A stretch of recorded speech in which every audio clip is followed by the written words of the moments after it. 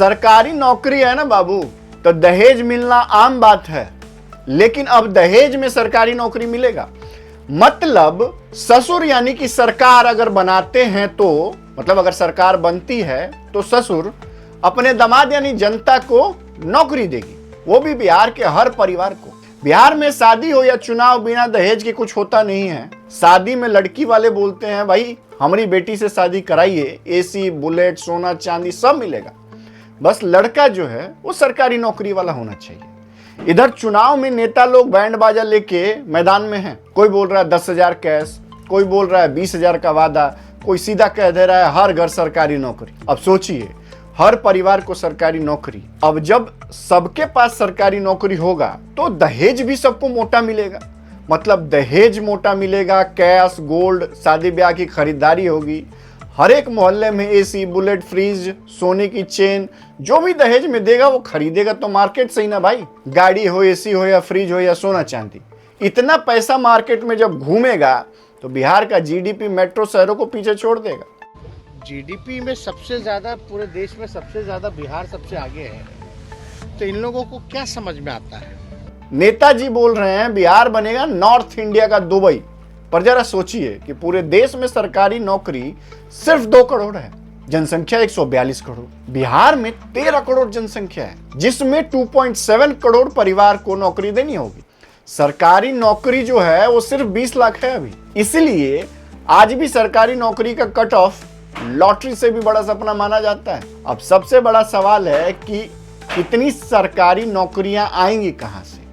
सरकार के खर्च की सीमा, टैक्स कलेक्शन कम है और बढ़ती आबादी है, साथ में दारू भी बंद है। लालू जी के 20 साल के राज में एक भी नई फैक्ट्री क्यों नहीं खुली, ये भी तो सवाल है।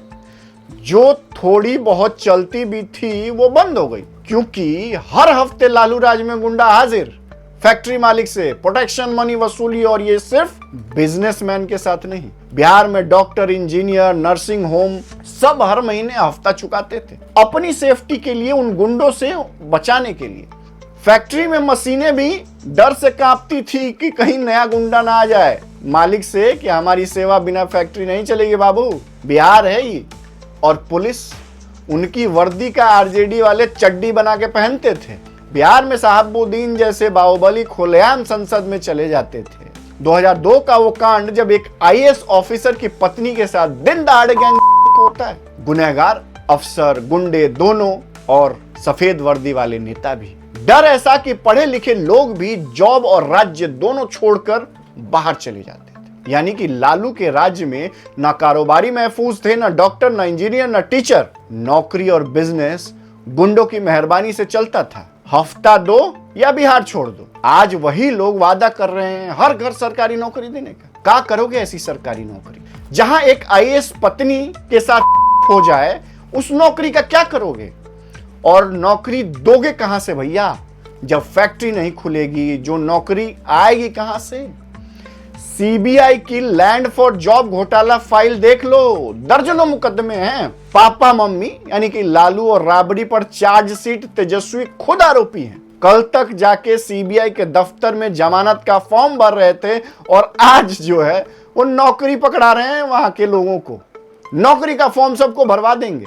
रोजगार चाहिए तो पहले जमीन हमारे नाम करवाइए, तभी ना नौकरियां मिलेगा। लैंड फॉर जॉब घोटाला में लालू परिवार का कांड पूरा विस्तृत है सीबीआई के रिकॉर्ड में और हर जगह। बिहार का बच्चा बाहर निकल गया दिल्ली, मुंबई, बंगलोर, कहें कि सरकारी नौकरी तो रिजर्वेशन और सेटिंग और घुसखोरी से मिलता है, इसी सब में बंट जाता है। आज बिहार की जनता इतना जानती है कि सरकार नौकरी का जुमला असल में घोटाले और गुंडा का या गुंडा राज का हिस्सा है।